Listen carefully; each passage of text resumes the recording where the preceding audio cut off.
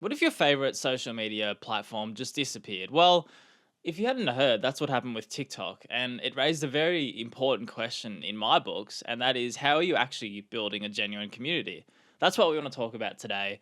We are Two Times Creative. This is a platform designed to help you dominate content creation while we do so also. Now, Darren, I wanted to talk to you about this today because it's sort of funny and it's something that we don't really think about, but you spend so much time building a community and the followers, the amount of people that are following you. But what if it just disappeared? There'd be no point living, Michael. Oh, Nah, that's it's not. sad. It is sad, but we do spend way too much time on Instagram in particular. So it is fascinating if something like that just vanished because we spend.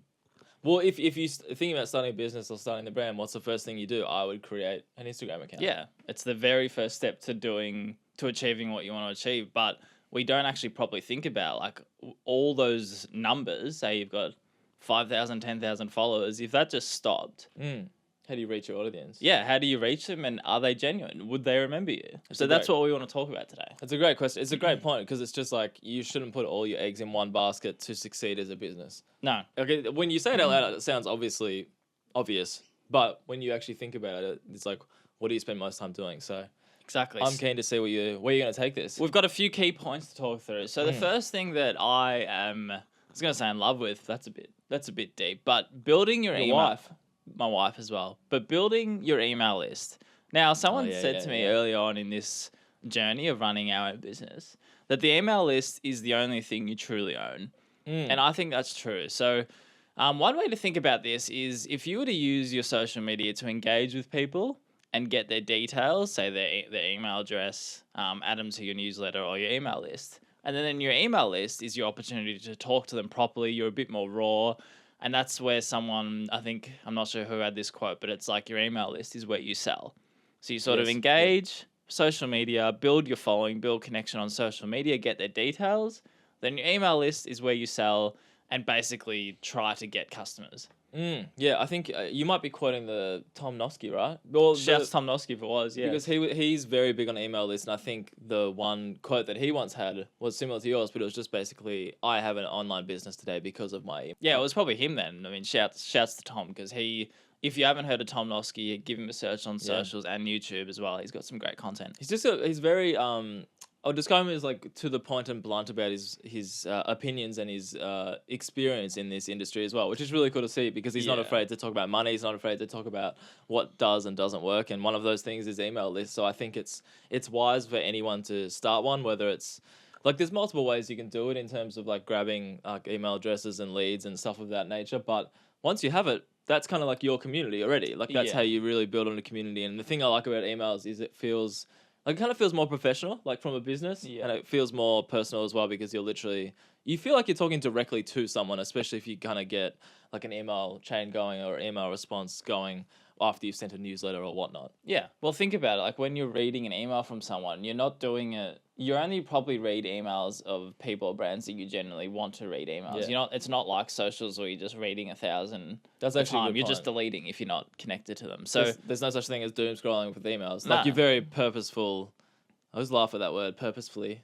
You know, purposefully Both is a are word, words, yeah. but purposefully, every time someone says it with the F, it throws me off completely. But you don't doom scroll emails. English lessons with Yeah, Darren. you don't doom scroll emails. You literally make a point to go read that, and then obviously you're gonna be more focused and be more into that Yeah. person. So that's probably another angle as well. Yeah, really good point. So I sort of want to touch on, so how do you build an email list? And if people aren't familiar with what a lead magnet is, so a lead You magnet. love these. You love this word. Well, I just think it's very Term. smart. Yeah, and I've tried a lot for Two Times Creative. We've got one main one, but I'm constantly trying smaller things to see what people want and what there's appetite for. So a lead magnet is essentially a free resource that you can give people to show your expertise, to give them a bit of value in terms of what your business does. So it's almost just like a bit of a teaser. It's like, hey, Yeah. have this product for free. It could be a document. It could be for us. It was a video. Good segue. Check out. So we made a video about how to dominate content creation in 10 minutes. That was sort of our, I guess, introduction to me and you and what we do. So use that as an example. We send that to people for free. We get their details. They get added to our email list. Every Monday morning, we send out that beautifully worded newsletter giving people free tips and value or whatever. But that video gets their details, and then they also get an introduction to what we do, and it's sort of like it sort of gets people invested into like who we are. It's Yeah, that yeah. starting point, and that's a lead magnet. It kind of, and like you said, it gets people invested into who we are, and that's the personal side of it, and the personal side of a brand that we all love, and we think is so valuable. So, yeah, it's just a smart way of building that community, and I think that's sometimes what is the best part about any business, Yeah. especially like any new business. Like you're gonna get, if you start a new business, you're gonna get friends and family like liking and following and stuff. But at the end of the day, like your friends and family can only go so far. So you really need to get in new new leads and new people to build that community. So that's obviously valuable. Yeah, and you need to do it somehow. So that free resource. So I'd encourage people out there to have a think about a free way you can sort of tease what you do as a business as a free resource to give people. And you just use a backend like Squarespace for our website, for example, to actually do that. Before you move on from email lists, I think sometimes when people think of email lists or emails, you think it's old school. Like for some reason, I feel like people are like, oh, emails. Like I don't really. It's fun. Yeah, like I genuinely enjoy getting emails from, because like we said before, you choose who you receive emails from. You can easily unsubscribe. You're probably less likely to unsubscribe on Instagram if you see one post you don't like. But I don't think emails are. They're not old school in it. Like they are in a sense, but people use them differently now. It's not like emails like they used to be, even though I still have a Hotmail account. Same. Yeah, nothing wrong with that. No, I think you're spot on. Like I don't think it's boring. I think there will always be a place for emails. Like I don't think emails are just going to vanish. Like we've given this hypothetical, they'll always be there. And the best way to make them engaging, like you're talking about, is just to be a bloody human. Yeah. Like don't treat an email like, yes, you're sending it as an email blast to every single person on your subscriber list, but find ways to either, one good way is just to be sort of vulnerable, like connect with your audience through your story, or be vulnerable about something that you'd only get on the email list. You're not going to post about that on socials, but things like that to help make your emails engaging. You don't have to be perfect. Don't be perfect. Like you don't have to. And write like a human. Don't write like AI. If you use AI for your emails, just don't. Or just change it yourself. It's true. It's like you don't need to spend 2 hours crafting an email. Like say it from the heart, say it with a bit of enthusiasm and an energy, and then it's just like it's better than bloody crafting AI worded things. No, it's so true. And we can all tell. Let's be real. We can all tell when it's not you. For sure. Good segue on to the second part of this, Darren. Building a genuine audience. If this social media platform like Instagram vanishes, how do you know if you've built a genuine audience? Well, I've got one answer for you. Do you? It's please. We harp on it every single YouTube video because we could talk about it forever. But be yourself. That is the only way you can connect to your audience to build a genuine audience. If you're not being yourself, you're not going to be remembered to. I don't care how good your knowledge or value is. If it's like, if you're not showing your face and your knowledge and value is shown through just images and an Instagram carousel of your knowledge, there's no connection there. Yeah, and it's also, were you done? Sorry. Yeah, well, sort of. There's no connection there because you're not building connection. They're not connected to Darren or Michael. They're just like, I follow this really cool page, but if that were to suddenly be deleted, I probably wouldn't notice. It's also like if you built a community and a follower base that was high and you're really proud of it. But if you built that and you knew you were kind of putting on an act or just following Mr. Smith's like method for content and stuff, like I threw myself off with that name. But if you just followed someone else's approach to being successful and then it worked, wouldn't you still feel like, are you proud of that? Like, would you still feel like, hey, I've got a follower base and I've got this engagement and in theory I'm doing well, but I wasn't myself throughout the journey. So well, exactly. Why? I don't know. Where would you rather be? Yourself and like less followers, or just like copying someone and more followers? Well, that relates very well to the old like quantity versus quality of followers. So like in my mind at least, you don't want a high, like yes, you want a high quantity, you want a high amount of followers, but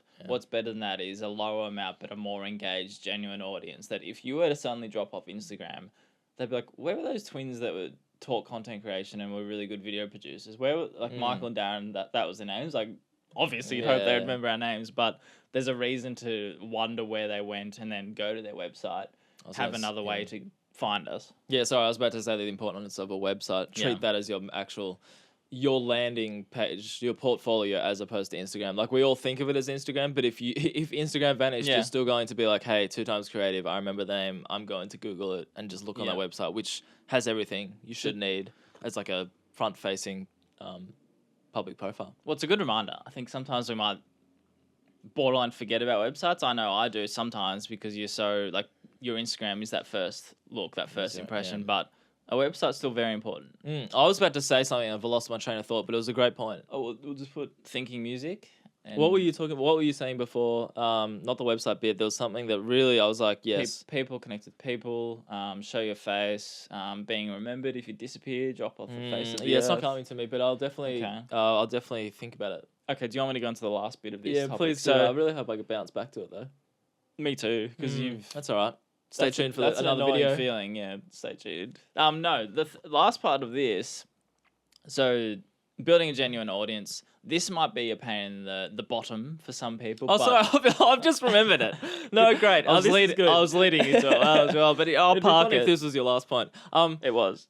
So my point was going back to the old follower thing, and you said I don't necessarily want a massive amount of followers if they're not engaging, if they're not willing. Yeah, to I do, but I don't want it if they're not genuine. Yeah, but it's more like even if you have a massive follower base, what happens if none of them actually buy off you or use you as a business kind of thing? Like they're just fine because you're cool or whatever. That you just I've been there, brother. You just make good content. But if you had 50,000 followers that didn't buy off you versus 2,000 followers and they were actively engaged, they actually properly knew you, they properly like worked with you, spent money with you and you worked together to create something cool or to build a business off the ground. I think that's what is another great point. That's probably what you were alluding to. Yeah. No, that's spot on. Perfectly said, because it's about that connection piece, and you could argue that to be connected is to mean you're actually buying and engaging with. Yeah. At the end of the day, you're a business. It's like how do you define a connected, genuine audience? Well, it's probably that you've either not always purchased, but you're genuinely engaging with their content, responding to things, you're following their journey, sort of thing. Yeah, and that is genuinely one of the most annoying things when you forget about your train of thought. When you know you want to say something and you know you want to follow but you up something. found it. Yeah, maybe that's the key. Just move on. So move on. So I'll move on. The last part of this is what was I saying? So it might be a pain in the bottom to I like that word, bottom. Pain in the bottom to think about posting across how many platforms there are these days: Instagram, TikTok, LinkedIn, YouTube. Do you pick one? Do you try to go across all of them? It's very different for each person, and I get that it's a lot of work. For us, honestly, we've got a presence along all of them, across all of them, but I thought it'd be worthwhile to touch on the importance of being across multiple platforms to sort of maximize your exposure and online presence. So, as an example, I thought it might be interesting just to run through how, obviously, me as the social media manager, if you will, of our platforms, this is how I differentiate our presence across different platforms. Okay, good. So Instagram, you actually said it before, it's our modern day website. So that's the first thing that I think people are going towards. If you find a new brand or person, where are you going? You're going to Instagram. I am. So that's our modern day website. I did that last night, actually.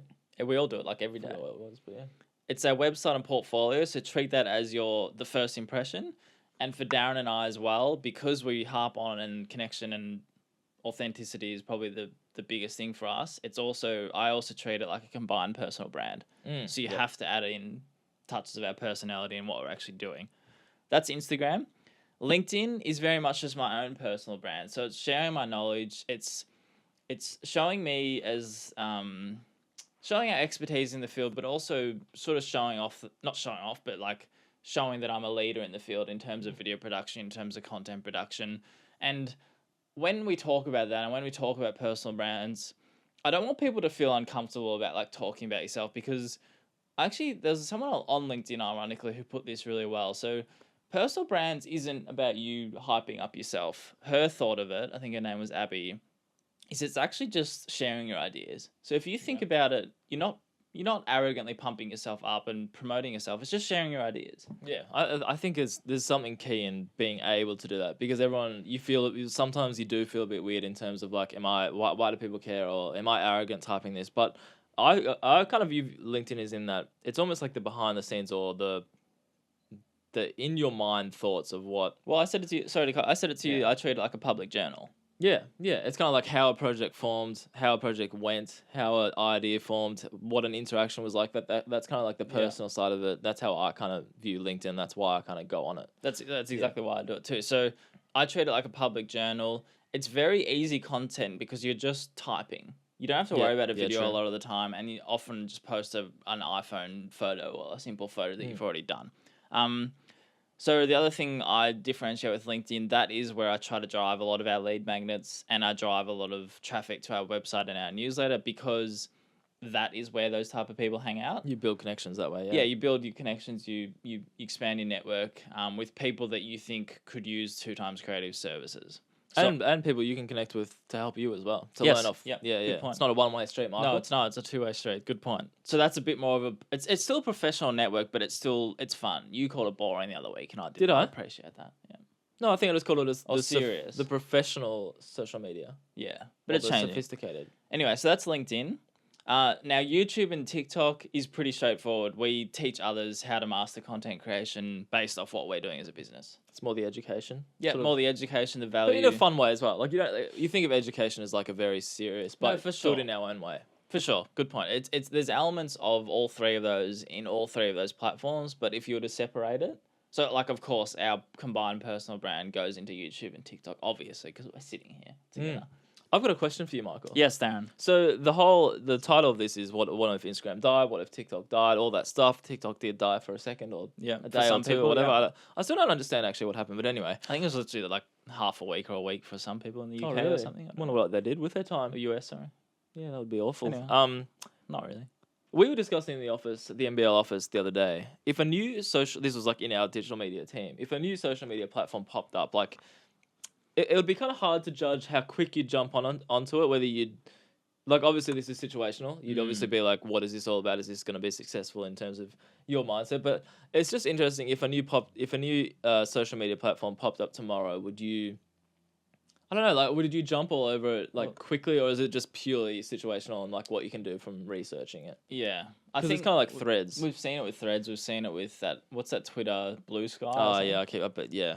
There's TikTok notes that's like Oh. put in. People just copy each other. Like Yeah, even like every platform that now just like has reels and stuff. LinkedIn has reels. Well, LinkedIn is going to the short form, yeah, and people say like it's But really why? help.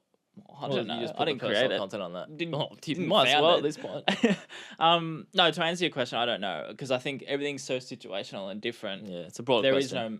It is, but it's a good question. There is no magical answer. I think you've just got to if you enjoy it, sure, check it out. Like start posting on it. You might love it.